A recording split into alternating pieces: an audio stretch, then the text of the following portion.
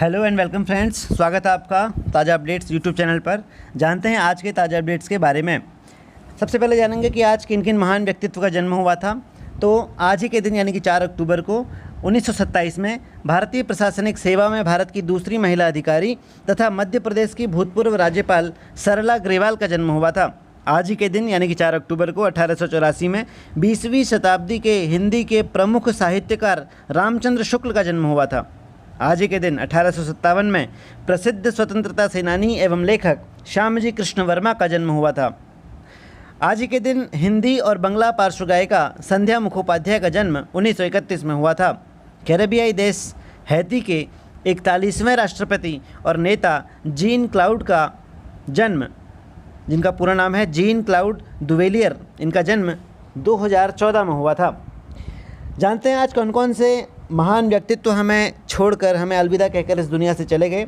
तो 4 अक्टूबर को 2004 में आज ही के दिन नीलमणि राउतरे का निधन हुआ था। 2011 में आज ही के दिन भगवत झा आज़ाद, इनका निधन हो गया था। 2015 में भारतीय फिल्म निर्देशक एवं निर्माता इदिदा नागेश्वर राव का निधन हुआ था। और आज ही के दिन 1968 में भारतीय सेना का एक सैनिक बाबा हरभजन सिंह का निधन हो गया था। 4 अक्टूबर को 2 महत्वपूर्ण दिवस मनाए जाते हैं। एक है विश्व पशु कल्याण दिवस और एक है राष्ट्रीय अखंडता दिवस। आज के दिन कौन कौन सी महत्वपूर्ण घटनाएं हुई थी, जानते हैं इसके बारे में। तो आज खलीफा अल आदिल की हत्या 1227 में हुई थी। 1302 में आज ही के दिन बेंजेंटाइन साम्राज्य तथा वेनिस गणराज्य के बीच एक शांति समझौता हुआ था। 1824 में आज मैक्सिको एक गणराज्य के रूप में उभर कर आया था। और आज ही के दिन 1830 में नीदरलैंड से अलग होकर बेल्जियम साम्राज्य बना था। आज ही के दिन 1943 में यूएस ने जापानियों से सोलोमन पर कब्जा कर लिया था। आज ही के दिन सोवियत संघ ने 1957 में पहला उपग्रह स्पुतनिक सफलतापूर्वक अंतरिक्ष में भेजा था। आज ही के दिन 1963 में क्यूबा और हैती में चक्रवाती तूफ़ान को, जिसका नाम कि फ्लोरा था, उस फ्लोरा नामक तूफ़ान से 6000 लोग मरने की पुष्टि हुई थी। आज ही के दिन भारत ने 1974 में दक्षिण अफ्रीका की सरकार की रंगभेदी नीति का प्रतिरोध करने के लिए वहां जाकर डेविस कप में भाग लेने से इनकार कर दिया था। आज ही के दिन 1977 में भारत के विदेश मंत्री, तत्कालीन विदेश मंत्री अटल बिहारी वाजपेयी ने संयुक्त राष्ट्र की महासभा में उस बैठक को हिंदी में संबोधित किया था। और संयुक्त राष्ट्र महासभा में यह पहली बार हुआ कि जब हिंदी भाषा में कोई भाषण दिया गया या हिंदी भाषण में कोई संबोधन दिया गया था। आज ही के दिन सन 2000 में चांग चून शियूंग ताइवान के नए प्रधानमंत्री बने थे। 2002 में आज ही के दिन पाकिस्तान में शाहीन प्रक्षेपास्त्र का परीक्षण किया गया था। और आज ही के दिन 2006 को जूलियन अंसाजे ने विकिलीक्स की स्थापना की थी, जिसने बहुत बड़े खुलासे किए थे। और आज ही के दिन 2011 में अमेरिका ने इस्लामिक स्टेट IS के मुखिया अबू बकर अल बगदादी को वैश्विक आतंकवादी के रूप में चिन्हित किया और साथ ही उस पर $1 करोड़ का इनाम भी रखा।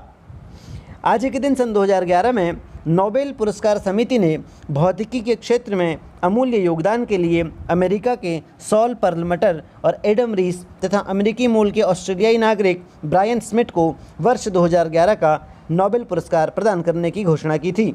आज ही के दिन सन 2011 में अफगानिस्तान के तत्कालीन राष्ट्रपति हामिद करजई ने भारत की यात्रा के दौरान प्रधानमंत्री मनमोहन सिंह, जो कि उस समय पर भारत के प्रधानमंत्री थे, इनके साथ एक बैठक की और उसमें सामरिक मामले, खनिज संपदा की साझेदारी और तेल और गैस की खोज पर साझेदारी संबंधी 3 समझौतों पर हस्ताक्षर किए।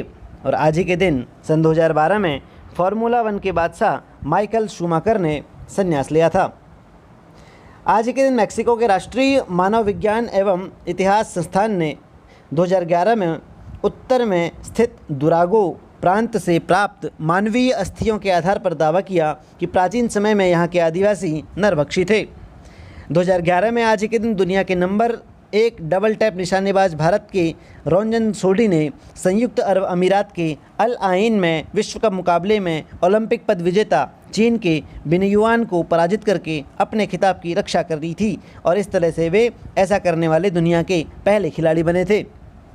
जानते हैं आज के कुछ करंट अफेयर्स के बारे में। भारत ने शौर्य मिसाइल के नए संस्करण का सफल परीक्षण किया है। इससे अब भारत 800 किलोमीटर दूर तक दुश्मन को ढेर कर पाने में सक्षम हो पाएगा। दुनिया की सबसे लंबी सुरंग का पीएम मोदी ने किया उद्घाटन। 10,040 फीट की ऊंचाई पर बना अटल टनल। गलवान घाटी में शहीद हुए योद्धाओं के लिए स्मारक बनाया गया है, जिसमें उस समय पर 20 जो हमारे भारत के जवान शहीद हुए थे उनके नाम अंकित किए गए हैं। विदेश सचिव हर्षवर्धन श्रृंगला ने कहा कि यूएनजीए में परमाणु हथियारों के पूर्ण निरस्त्रीकरण पर भारत ने सहमति जताई है। भारत और बांग्लादेश ने शुरू किया नौसैनिक अभ्यास बोंगो सागर का दूसरा संस्करण। 8 अक्टूबर को वायुसेना दिवस की परेड में पहली बार लड़ाकू विमान राफेल शामिल होगा। मशहूर सामाजिक कार्यकर्ता पुष्पा भावे का निधन हो गया है। आम नागरिकों के अधिकारों के लिए इन्होंने संघर्ष किया था। आज के महत्वपूर्ण 5 प्रश्नों के बारे में जानते हैं जो कि आधारित हैं करंट अफेयर्स पर। पहला प्रश्न है कि भारत के किस राज्य की आरती रघुनाथ ने 90 दिन में 350 ऑनलाइन कोर्स करके वर्ल्ड रिकॉर्ड बनाया है? हमारे ऑप्शन हैं गुजरात, केरल, पंजाब और महाराष्ट्र। तो इसका जो सही उत्तर है दोस्तों वो है केरल।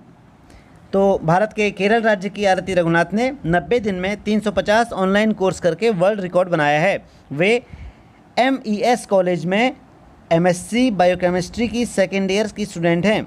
आरती के अनुसार उनकी कॉलेज फैकल्टी ने उन्हें ऑनलाइन कोर्स की दुनिया से परिचित कराया था।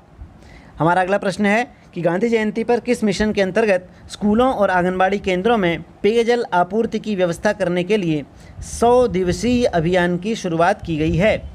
हमारे ऑप्शन है जिज्ञासा मिशन, जल जीवन मिशन, अंबेडकर मिशन और PMKY मिशन। इसका सही उत्तर है दोस्तों जल जीवन मिशन। देश के स्कूलों और आंगनबाड़ी केंद्रों में पाइप के माध्यम से सुरक्षित जल आपूर्ति सुनिश्चित करने और प्रत्येक ग्रामीण के घर में जल आपूर्ति सुनिश्चित करने के लिए गांधी जयंती पर प्रधानमंत्री श्री नरेंद्र मोदी ने 100 दिवसीय अभियान की शुरुआत की है। इस अभियान के तहत राज्य सरकारों से इन सार्वजनिक संस्थानों में पेयजल आपूर्ति की व्यवस्था सुनिश्चित करने के लिए इस अभियान का सर्वोत्तम उपयोग करने की अपील भी की है। हमारा अगला प्रश्न है कि KVIC ने हाल ही में कारीगरों को सशक्त बनाने के लिए कितने मेगा कार्यक्रमों की श्रृंखला का आयोजन किया है?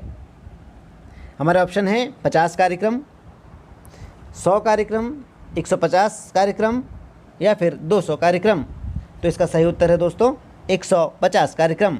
KVIC यानी कि खादी एवं ग्रामोद्योग आयोग ने हाल ही में राष्ट्रपिता महात्मा गांधी की 150वीं जयंती पर कारीगरों को सशक्त बनाने के लिए 150 मेगा कार्यक्रमों की श्रृंखला का आयोजन किया है।